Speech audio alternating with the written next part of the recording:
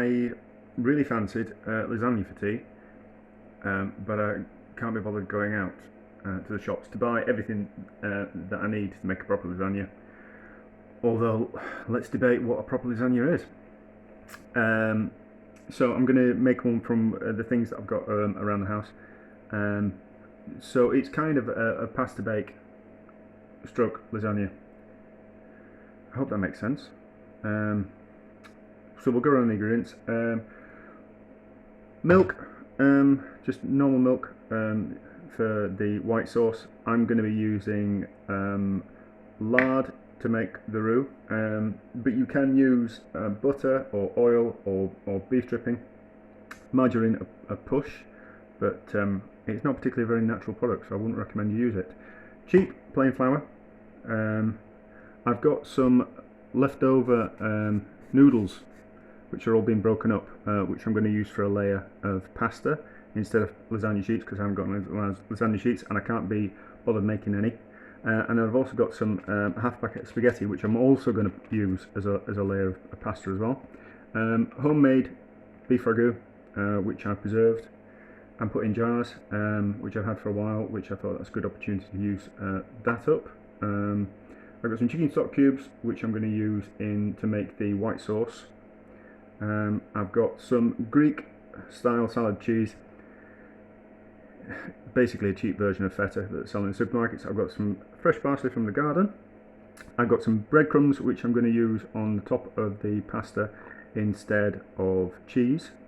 And I've also got I also had a couple of large onions which I've sliced, which are going to go in with the beef ragu as in layers as well.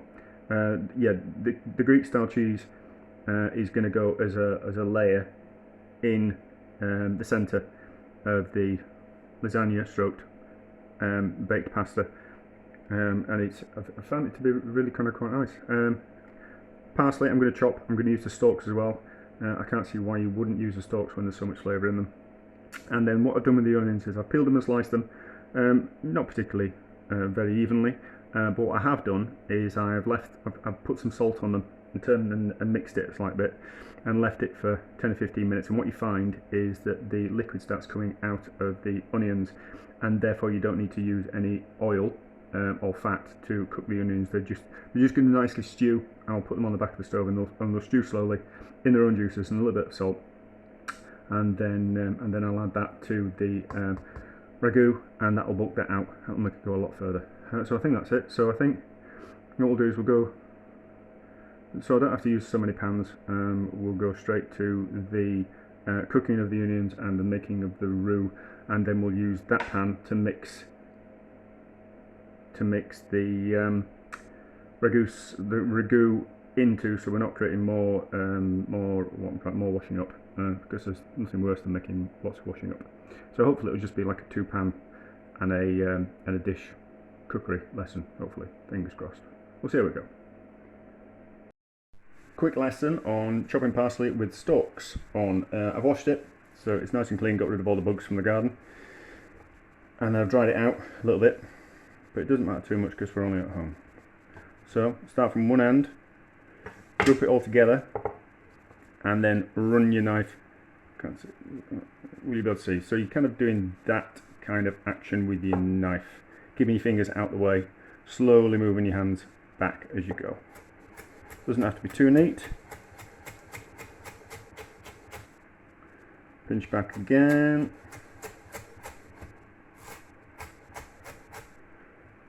Pinch back again.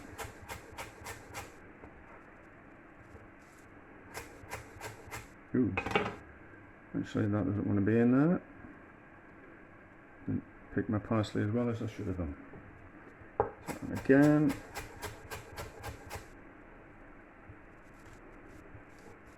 Stop, rebunch.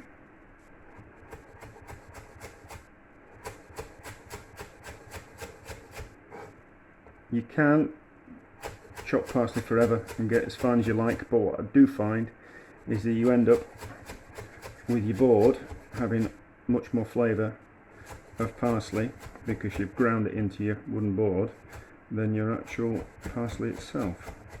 So not too much chopping.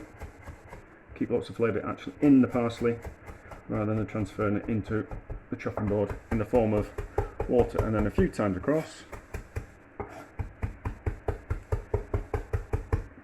Right, get rid of that, and then that will be about as fine as we need it. We'll get rid of that, making a crap job, and that will be about as fine as it needs to be for the job it's going to do today.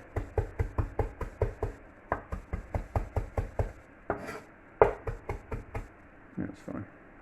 That there. Yeah, that'll do. Right, so your fat of choice, my fat of choice is lard, is melting in the pan. To make a roux, you need equal quantities. To make a white sauce, sorry, you need to make a roux, which is equal quantities of fat and flour. And you will find that about 1 ounce of flour and 1 ounce of fat will thicken up 1 pint of milk. Or you're probably going to go for 30 grams of flour, 30 grams of fat, and that'll thicken about half a litre of milk, ish. It is an ish, if I'm honest. So heat the fat up, not too high temperature, and then add the flour. We're going to use a whisk. Purists will say that we need to use a spoon, but we're not going to do that. And what we're going to do now is slowly cook it, just to get rid of the flavour of the flour. So if you don't cook out the what's called cooking out the roux, which is cooking out the flour, you're left with quite a floury taste to the white sauce. So that will just sit simply like that for 5 to 10 minutes, gently, and then I'll get rid of the flour flavour from the sauce. As you can see on the back, the onion's starting to cook, and with no oil, you can see that all that water's come out of them, and that's just because of the salt that I added 10 minutes ago. So they can sit on the back and slowly stew down. I'm not going to add any colour to them. I don't think there's any need to. And also, because we're not using lasagna sheets, we're using dried pasta. We need the sauce to be a little bit wetter, because the pasta will absorb up quite a lot of. At least the pasta's going to need more liquid than lasagna sheets would need. So you're just going to make it a little bit wetter. Might add a little bit of water towards the end, but that should be fine. I think that's it for the moment. So this is going to sit and slowly cook out for 5 to 10 minutes, and then we're going to add the milk. Ordinarily you'd add hot milk. I'm not going to add hot milk because that would mean actually heating the milk up, which would mean creating more washing up. I don't want to do that, and I can't see why. There's no real good reason anyway. Although saying that, I mean, I might add the cold milk and it might go really lumpy. But if it goes really lumpy, we'll fix that problem, because there's no problems that you can't really fix in the kitchen normally, and occasionally you can just fix things by putting them in the bin. Right, the roux has now cooked out, been cooking for long enough. It's slightly changed colour, which is commonly known as a blonde roux. You don't want to, you run the risk of, if you cook it too long or on too high heat, you end up running the risk of burning the flour. It's not a bad thing in all cases, because it gives flavour. But if you take it too far, you don't really want that kind of burnt kind of flavour. I've added the stock cube to the roux, because stock cubes are basically fat, so that'll be fine, and that'll melt easily that way. And then we're going to start adding the milk slowly at first. It'll probably start to spit and go a bit thick. This is a cardinal sin. You're not supposed to break it this way.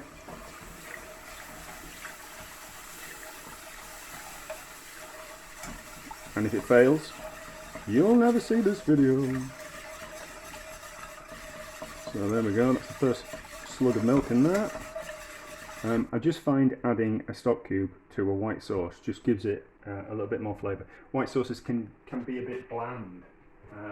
I mean, all essentially it is thickened milk and thickened with flour, which you use a fat to stop it becoming lumpy, because the fat coats the flour, and so you get an even dispersal of flour through the sauce. So what we can do is we can turn it up slightly. You can see all that milk's been incorporated, and it's starting to go thick again. So we can add the next batch, the next slug of milk. The first stages are the tricky ones. You just need to be a little bit more careful. But once you've added more milk, you can add more milk and in bigger quantities. See, it's quite a difficult thing to see that. Maybe I should slightly zoom out. Maybe that's a bit better. Is that better? Probably a little bit. See how we go. So, as the milk comes up to temperature, it'll start to thicken up again.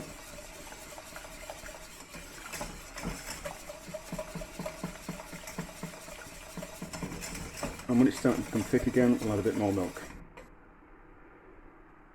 As you can see, it's just starting to, on the outside, just give that a little bit more attention on the outside so it doesn't stick or burn. The sauce has become thick again, so we can add some more milk. By all means, you can use one of those mixers where you just boil milk and add granules to make white sauce. That's fine, I'm not judging. This is just I've always got milk in the house. I've always got some kind of fat. I've always got some kind of flour. So this is what I use. But I have been known to use those packets or granules in the past, and they are fine.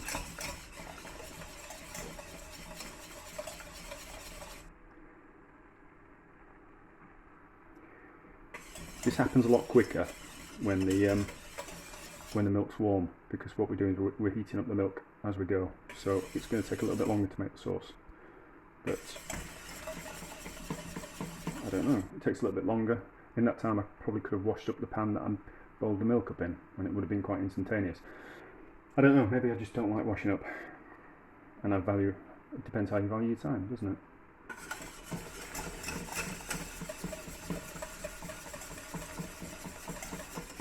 I'm going to keep the sauce quite thin.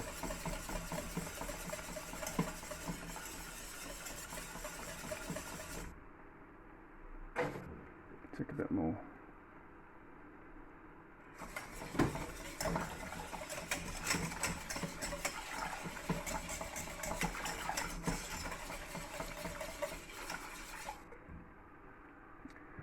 I was tempted to dip the finger in then and taste it, but I won't. I will do, I'll use a spoon in a bit.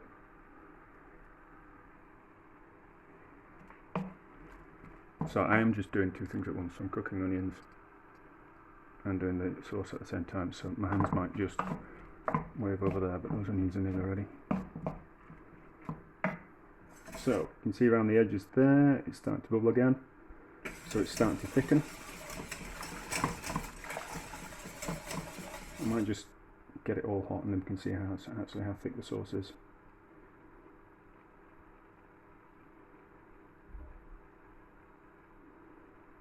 I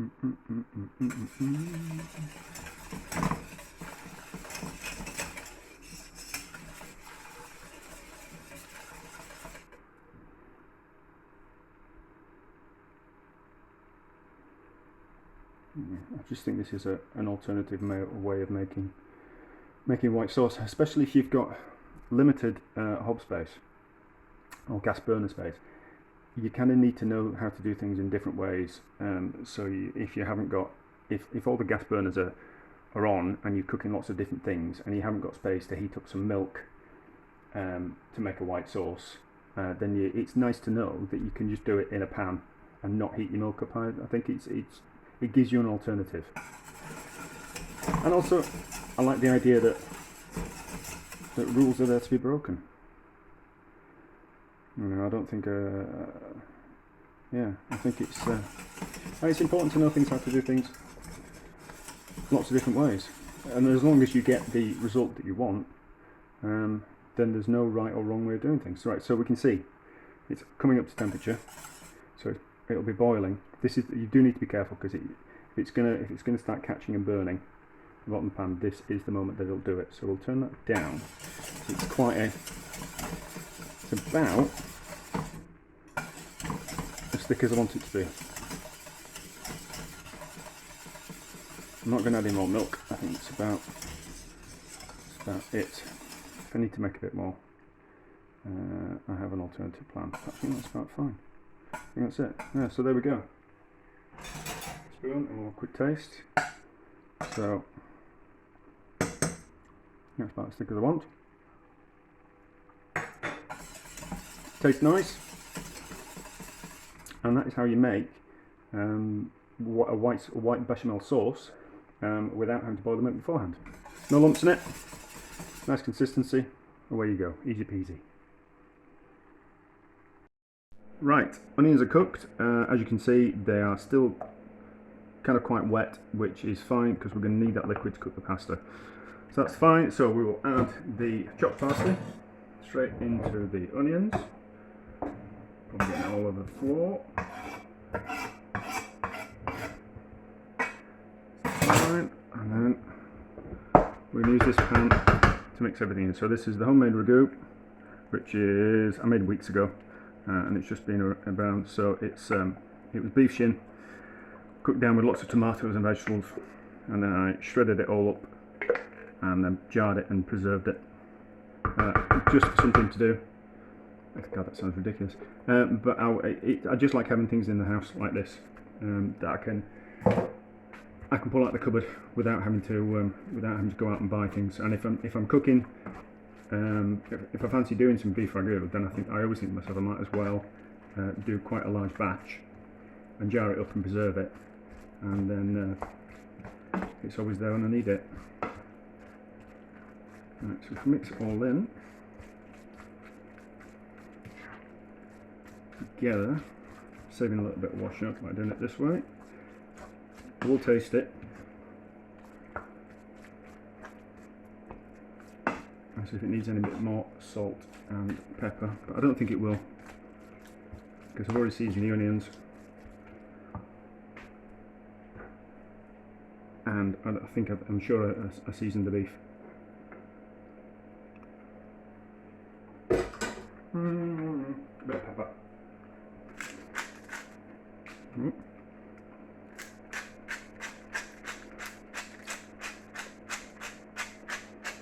And a little bit of salt.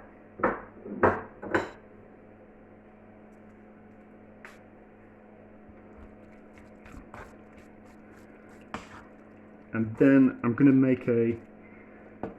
do 3 layers of meat, 4 layers of pasta, and then a layer of a sauce on top.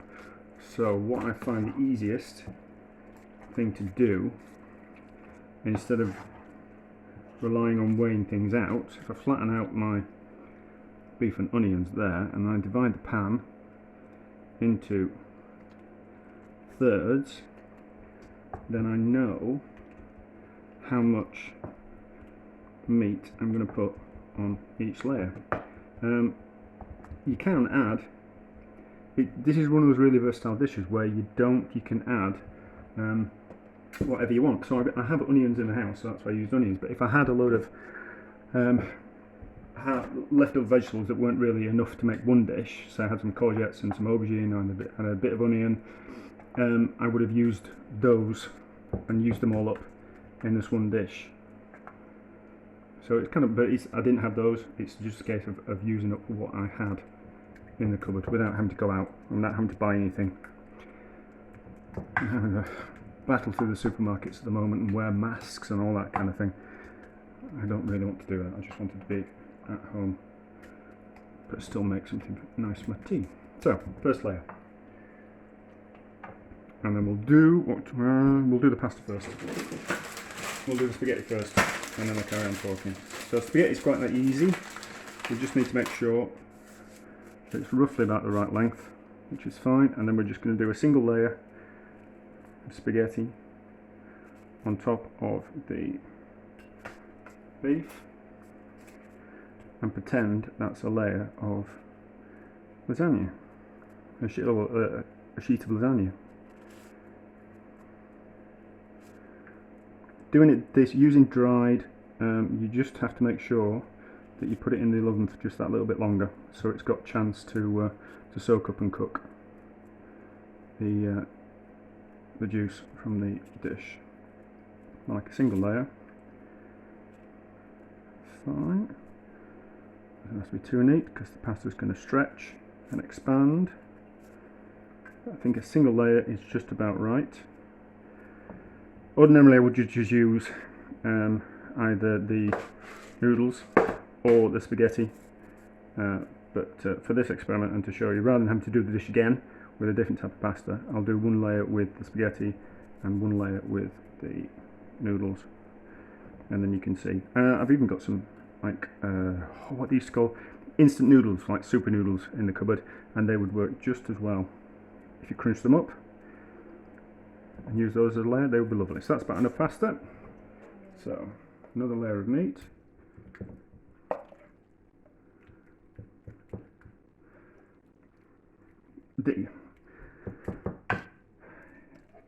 I think there would be, everyone else would use a lot less in their layers than I would, if you're going to be authentic.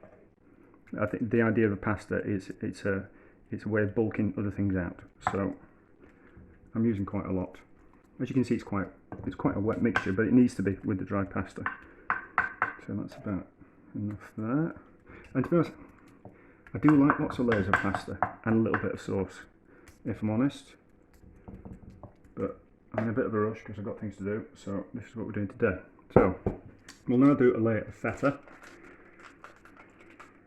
As always, not Italian at all, but I think it's just nice. There will be some Italian cheese that tastes a little bit like, I suppose you could, like mozzarella or ricotta, you could do like a layer of those and it have the same idea. And also I think authentic lasagnas also have layers of white sauce in them as well.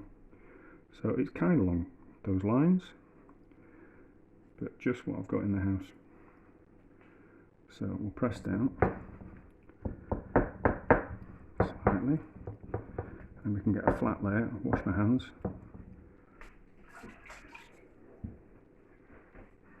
And a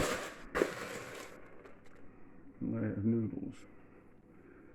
Not too thick, not too thin.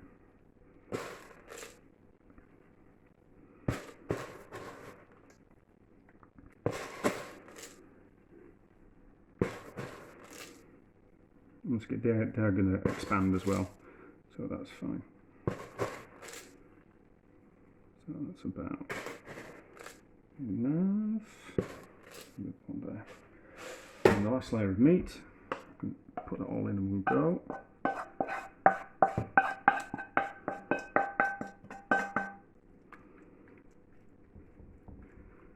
And then 3 layers of pasta. No, there's only 3 layers of pasta. It'll be fine. However, what I do is I do put another layer of pasta on, and then I put the white sauce on top because I do like quite a lot of pasta when I'm making things like this. I think the Italians have got it right. Lots of pasta, a little bit of sauce.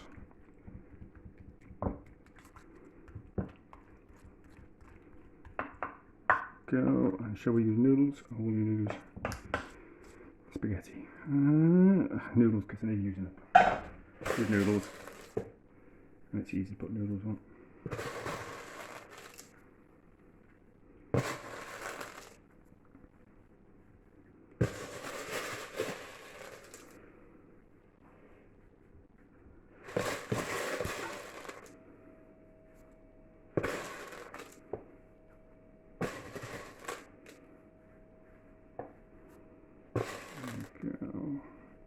That's about that.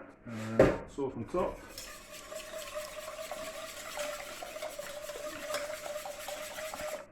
So white sauce on top of that. Sure we've got enough. Use a spatula to get it all out because we don't want to waste.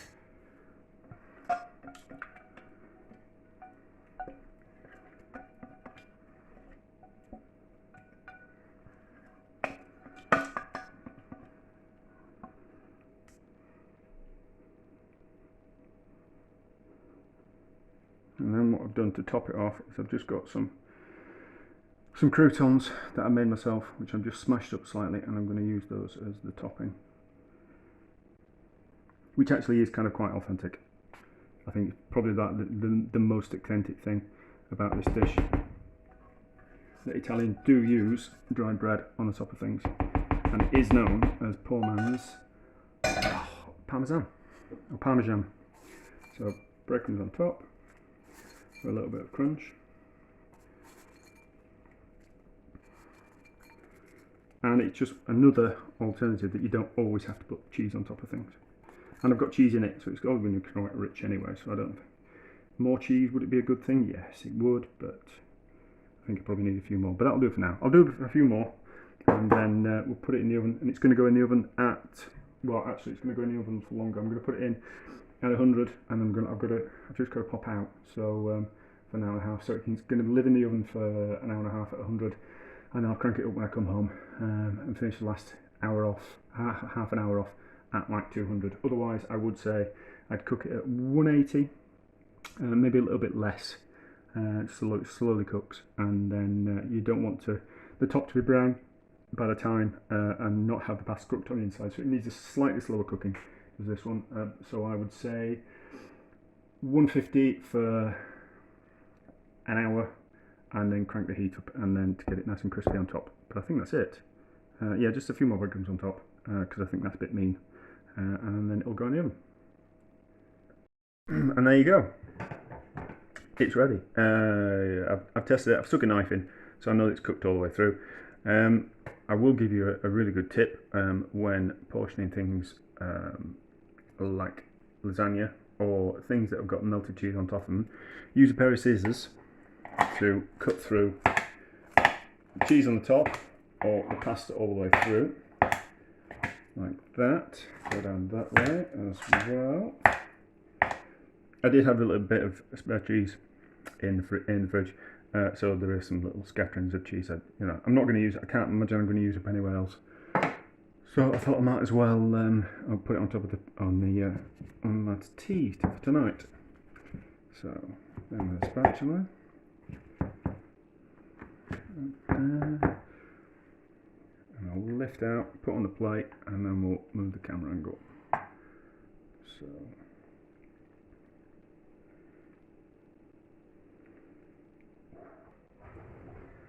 there we go. We can see the layers. We've got some pasta there, and we've got some pasta under there. So, all intents and purposes, it looks like lasagna or baked pasta. As you can see, look, lots of pasta, lots of sauce. There we go. That's going to be lovely when it cools down a little bit. Yeah, so there you go. It's just don't be limited by a recipe and what it says you've got to use. Proving there that you can, if you haven't got any lasagna seat, so you don't want to make any fresh pasta, you can use normal pasta, and you don't have to use the same type of pasta. If you've only got half a bag of one pasta and a little bit of another type of pasta, you can mix them and do something. Recipes aren't rigid as long as you've got the basics, and the breadcrumbs on the top work really well. If you haven't got any cheese, certainly a good way of using breadcrumbs up, and just a really nice, it's the middle of summer, but it's still a really nice comforting dish to have.